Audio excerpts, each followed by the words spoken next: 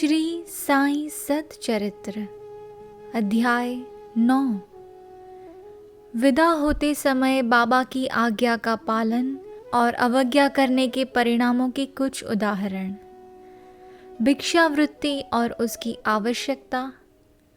भक्तों तरखड़ कुटुंब के अनुभव। गत अध्याय में अंत में केवल इतना ही संकेत किया गया था कि लौटते समय जिन्होंने बाबा के आदेशों का पालन किया वे सकुशल घर लौटे और जिन्होंने अवज्ञा की उन्हें दुर्घटनाओं का सामना करना पड़ा। इस अध्याय में यह कथन अन्य कई पुष्टिकारक घटनाओं और अन्य विषयों के साथ विस्तार पूर्वक समझाया जाएगा। शिरडी यात्रा की विशेषता। शिरडी यात्रा की एक विशेषता यह थी कि बाबा की आज्ञा के बिना कोई भी शिरडी से प्रस्थान नहीं कर सकता था और यदि किसी ने किया भी तो मानो उसने अनेक कष्टों को निमंत्रण दे दिया। परंतु यदि किसी को शिरडी छोड़ने की आज्ञा हुई तो फिर वहाँ उसका ठहरना नहीं हो सकता था। जब भक्तगण लौटने के समय बाबा को प्रणाम करने जाते तो बाबा उन्हें कुछ आदेश दिया करते थे जिनका पालन अति आवश्यक था। यदि इन आदेशों की अवज्ञा कर कोई लौट गया तो निश्चय ही उसे किसी न किसी दुर्घटना का सामना करना पड़ता था। ऐसे कुछ उदाहरण यहाँ दिए जाते हैं। तात्या कोते पाटिल। एक समय तात्या कोते पाटिल तांगे में बैठकर कोपर गांव के बाजार जा रहे थे। वे शीघ्रता से मस्जिद में आए, बाबा को नमन किया और कहा कि मैं कोपर गांव के बाजार को जा रहा हूँ। बाबा ने कहा, शीघ्रता न करो, थोड़ा ठहरो, बाजार जाने का विचार छोड़ दो और गांव के बाहर न जाओ। उनकी उतावल को देखकर बाबा ने कहा, अच्छा, कम से कम श्यामा को तो साथ लेते जाओ। बाबा की आज्ञा की अवगणना करके उन्होंने तुरंत तांगा आगे बढ़ाया। तांगे के 2 घोड़े में से एक घोड़ा, जिसका मूल्य लगभग 300 रुपया था, अति चंचल और द्रुतगामी था। रास्ते में सावली विहिर ग्राम पार करने के पश्चात ही वह अधिक वेग से दौड़ने लगा। अकस्मात ही उसकी कमर में मोच आ गई, वह वहीं गिर पड़ा। यद्यपि तात्या को अधिक चोट तो न आई, परंतु उन्हें अपनी साईं माँ के आदेशों की स्मृति अवश्य हो आई। एक अन्य अवसर पर कोल्हार ग्राम को जाते हुए भी उन्होंने बाबा के आदेशों की अवज्ञा की थी और ऊपर वर्णित घटना के समान ही दुर्घटना का उन्हें सामना करना पड़ा था। एक यूरोपियन महाशय। एक समय बंबई के एक यूरोपियन महाशय नाना साहेब चांदोरकर से परिचय पत्र प्राप्त कर किसी विशेष कार्य से शिरडी आए। उन्हें एक आलीशान तंबू में ठहराया गया। वे तो बाबा के समक्ष नत होकर कर कमलों का चुंबन करना चाहते थे। इसी कारण उन्होंने 3 बार मस्जिद की सीढ़ियों पर चढ़ने का प्रयत्न किया, परंतु बाबा ने उन्हें अपने समीप आने से रोक दिया। उन्हें आंगन में ही ठहरने और वहीं से दर्शन करने की आज्ञा मिली। इस विचित्र स्वागत से अप्रसन्न होकर उन्होंने शीघ्र ही शिरडी से प्रस्थान करने का विचार किया और विदाई लेने के हेतु वे वहां आए। बाबा ने उन्हें दूसरे दिन जाने और शीघ्रता न करने की राय दी। अन्य भक्तों ने भी उनसे बाबा के आदेशों का पालन करने की प्रार्थना की, परंतु वे सब की उपेक्षा कर तांगे में बैठकर रवाना हो गए। कुछ दूर तक तो घोड़े ठीक ठीक चलते रहे, परंतु सावली विहिर नामक गांव पार करने पर एक बाइसिकल सामने आई, जिसे देखकर घोड़े भयभीत हो गए और द्रुत गति से दौड़ने लगे।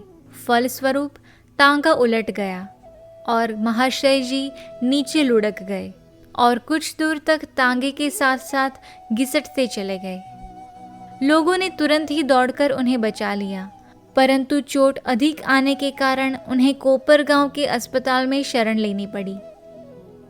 इस घटना से भक्तों ने शिक्षा ग्रहण की कि जो बाबा के आदेशों की अवहेलना करते हैं उन्हें किसी न किसी प्रकार की दुर्घटना का शिकार होना ही पड़ता है, और जो आज्ञा का पालन करते हैं वे सकुशल और सुखपूर्वक घर पहुंच जाते हैं। भिक्षावृत्ति की आवश्यकता। अब हम भिक्षावृत्ति के प्रश्न पर विचार करेंगे। संभव है कुछ लोगों के मन में संदेह उत्पन्न हो कि जब बाबा इतने श्रेष्ठ पुरुष थे तो फिर उन्होंने आजीवन भिक्षावृत्ति पर ही क्यों निर्वाह किया। इस प्रश्न को दो दृष्टिकोण समक्ष रखकर हल किया जा सकता है। पहला दृष्टिकोण, भिक्षावृत्ति पर निर्वाह करने का कौन अधिकारी है। शास्त्रानुसार वे व्यक्ति जिन्होंने 3 मुख्य आसक्तियों, एक कामिनी, दूसरी कांचन और तीसरी कीर्ति का त्याग कर आसक्ति मुक्त हो संन्यास ग्रहण कर लिया हो, वे ही भिक्षावृत्ति के उपयुक्त अधिकारी हैं, क्योंकि वे अपने गृह में भोजन तैयार कराने का प्रबंध नहीं कर सकते। अतः उन्हें भोजन कराने का भार गृहस्थों पर ही है। श्री साईं बाबा न तो गृहस्थ थे और न वानप्रस्थी, वे तो बाल ब्रह्मचारी थे। उनकी यह दृढ़ भावना थी कि विश्व ही मेरा गृह है। वे तो स्वयं ही भगवान वासुदेव, विश्व पालन करता तथा परब्रह्म थे। अतः वे भिक्षा उपार्जन के पूर्ण अधिकारी थे। दूसरा दृष्टिकोण, पंचसूना यानी कि 5 पाप और उनका प्रायश्चित। सबको यह ज्ञात है कि भोजन सामग्री या रसोई बनाने के लिए गृहस्थाश्रमियों को 5 प्रकार की क्रियाएं करनी पड़ती हैं। एक कंडणी यानी कि पीसना, दूसरा पेषणी यानी कि दलना, तीसरा उदकुंभी यानी कि बावड़ी से पानी निकालना, चौथा मार्जनी यानी कि मांजना और धोना, और 5वां चूली यानी कि चूल्हा सुलगाना। इन क्रियाओं के परिणाम स्वरूप अनेक कीटाणुओं और जीवों का नाश होता है और इस प्रकार गृहस्थाश्रमियों को पाप लगता है। इन पापों के प्रायश्चित स्वरूप शास्त्रों ने 5 प्रकार के योग यानी कि यज्ञ करने की आज्ञा दी है। अर्थात 1. ब्रह्म यज्ञ अर्थात वेदाध्ययन, ब्रह्म को अर्पण करना या वेद का अध्ययन करना। दूसरा पितृयज्ञ यानी कि पूर्वजों को दान। तीसरा देव यज्ञ यानी कि देवताओं को बलि। चौथा भूत यज्ञ यानी कि प्राणियों को दान। और 5वां मनुष्य या अतिथि यज्ञ यानी कि मनुष्यों या अतिथियों को दान। यदि ये कर्म विधिपूर्वक शास्त्रानुसार किए जाएं तो चित्त शुद्ध होकर ज्ञान और आत्मानुभूति की प्राप्ति सुलभ हो जाती है। बाबा द्वार द्वार पर जाकर गृहस्थाश्रमियों को इस पवित्र कर्तव्य की स्मृति दिलाते रहते थे और वे लोग अत्यंत भाग्यशाली थे जिन्हें घर बैठे ही बाबा से शिक्षा ग्रहण करने का अवसर मिल जाता था। भक्तों के अनुभव। अब हम अन्य मनोरंजक विषयों का वर्णन करते हैं। भगवान कृष्ण ने गीता में कहा है, जो मुझे भक्तिपूर्वक केवल एक पत्र, फूल, फल या जल भी अर्पण करता है तो मैं उस शुद्ध अंतःकरण वाले भक्त के द्वारा अर्पित की गई वस्तु को सहर्ष स्वीकार कर लेता हूँ। यदि भक्त सचमुच में श्री साईं बाबा को कुछ भेंट देना चाहता था और बाद में यदि उसे अर्पण करने की विस्मृति भी हो गई तो बाबा उसे या उसके मित्र द्वारा उस भेंट की स्मृति कराते और भेंट देने के लिए कहते तथा भेंट प्राप्त कर उसे आशीष देते थे। नीचे कुछ ऐसी ही घटनाओं का वर्णन किया जाता है। तरखड़ कुटुंब। श्री रामचंद्र आत्माराम उपनाम बाबा साहेब तरखड़ पहले प्रार्थना समाजी थे, तथापि वे बाबा के परम भक्त थे। उनकी स्त्री और पुत्र तो बाबा की एक निष्ठ भक्त थे। एक बार उन्होंने ऐसा निश्चय किया कि पुत्र व उसकी माँ ग्रीष्मकालीन छुट्टियाँ शिरडी में ही व्यतीत करें, परंतु पुत्र बांद्रा छोड़ने को सहमत न हुआ। उससे भय था कि बाबा का पूजन घर में विधि पूर्वक न हो सकेगा, क्योंकि पिताजी प्रार्थना समाजी है और संभव है कि वे श्री साईं बाबा के पूजन आदि का उचित ध्यान न रख सकें। परंतु पिता के आश्वासन देने पर कि पूजन यथाविधि ही होता रहेगा, माँ और पुत्र ने एक शुक्रवार की रात्रि में शिरडी को प्रस्थान कर दिया। दूसरे दिन शनिवार को श्रीमान तरखड़ ब्रह्म मुहूर्त में उठे और स्नानादि कर पूजन प्रारंभ करने के पूर्व बाबा के समक्ष साष्टांग दंडवत करके बोले, हे बाबा, मैं ठीक वैसा ही आपका पूजन करता रहूँगा जैसे कि मेरा पुत्र करता रहा है, परंतु कृपा कर इसे शारीरिक परिश्रम तक ही सीमित न रखना। ऐसा कहकर उन्होंने पूजन प्रारंभ किया। ऐसा कहकर उन्होंने पूजन प्रारंभ किया। ऐसा कहकर उन्होंने पूजन आरंभ किया और मिश्री का नैवेद्य अर्पित किया, जो दोपहर के भोजन के समय प्रसाद के रूप में वितरित कर दिया गया। उस दिन की संध्या तथा अगला दिन इतवार भी निर्विघ्न व्यतीत हो गया। सोमवार को उन्हें ऑफिस जाना था, परंतु वह दिन भी निर्विघ्न निकल गया। श्री तरखड़ ने इस प्रकार अपने जीवन में कभी पूजा न की थी। उनके हृदय में अति संतोष हुआ कि पुत्र को दिए गए वचनानुसार पूजा यथाक्रम संतोष पूर्वक चल रही है। अगले दिन मंगलवार को सदैव की भांति उन्होंने पूजा की और ऑफिस को चले गए। दोपहर को घर लौटने पर जब वे भोजन को बैठे तो थाली में प्रसाद न देखकर उन्होंने अपने रसोइये से इस संबंध में प्रश्न किया। उन्होंने बतलाया कि आज विस्मृतिवश वह नैवेद्य अर्पण करना भूल गए हैं। यह सुनकर वे तुरंत अपने आसन से उठे और बाबा को दंडवत कर क्षमा याचना करने लगे तथा बाबा से उचित पथ प्रदर्शन न करने तथा पूजन को केवल शारीरिक परिश्रम तक ही सीमित रखने के लिए उलाहना देने लगे। उन्होंने संपूर्ण घटना का विवरण अपने पुत्र को पत्र द्वारा सूचित किया और उससे प्रार्थना की कि वह पत्र बाबा के श्री चरणों पर रखकर उनसे कहना कि वे इस अपराध के लिए क्षमा प्रार्थी है। यह घटना बांद्रा में लगभग दोपहर को हुई थी और उसी समय शिरडी में जब दोपहर की आरती प्रारंभ होने ही वाली थी कि बाबा ने श्रीमती तरखड़ से कहा, माँ, मैं कुछ भोजन पाने के विचार से तुम्हारे घर बांद्रा गया था। द्वार में ताला लगा देखकर भी मैंने किसी प्रकार गृह में प्रवेश किया, परंतु वहां देखा कि भाऊ श्री तरखड़ मेरे लिए कुछ भी खाने को नहीं रख गए हैं, अतः मैं भूखा ही लौट आया हूँ। किसी को भी बाबा के वचनों का अभिप्राय समझ में नहीं आया, परंतु उनका पुत्र जो समीप ही खड़ा था सब कुछ समझ गया कि बांद्रा में पूजन में कुछ तो त्रुटि हो गई है, इसलिए वह बाबा से लौटने की अनुमति मांगने लगा।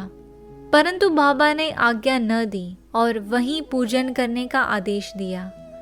उनके पुत्र ने शिरडी में जो कुछ हुआ उसे पत्र में लिखकर पिता को भेजा और भविष्य में पूजन में सावधानी बरतने की विनती की। दोनों पत्र डाक द्वारा दूसरे दिन दोनों पक्षों को मिले। क्या यह घटना आश्चर्यपूर्ण नहीं है? श्रीमती तरखड़। एक समय श्रीमती तरखड़ ने 3 वस्तुएं अर्थात एक भरित यानी कि भूरता, एक भरित या भूरता यानी मसाला मिश्रित भुना हुआ बैंगन और दही, दूसरा काचरिया यानी कि बैंगन के गोल टुकड़े घी में तले हुए, और तीसरा पेड़ा यानी कि मिठाई बाबा के लिए भेजी। बाबा ने उन्हें किस प्रकार स्वीकार किया इसे अब देखेंगे। बांद्रा के श्री रघुवीर भास्कर पुरंदरे बाबा के परम भक्त थे। एक समय वे शिरडी को जा रहे थे। श्रीमती तरखड़ ने श्रीमती पुरंदरे को 2 बैंगन दिए और उनसे प्रार्थना की कि शिरडी पहुंचने पर वे एक बैंगन का भुर्ता और दूसरे का काचरिया बनाकर बाबा को भेंट कर दे। शिरडी पहुंचने पर श्रीमती पुरंदरे बूरता लेकर मस्जिद गई। बाबा उसी समय भोजन को बैठे ही थे। बाबा को वह बूरता बड़ा स्वादिष्ट प्रतीत हुआ। इस कारण उन्होंने थोड़ा थोड़ा सभी को वितरित किया। इसके पश्चात ही बाबा ने काचरिया लाने को कहा।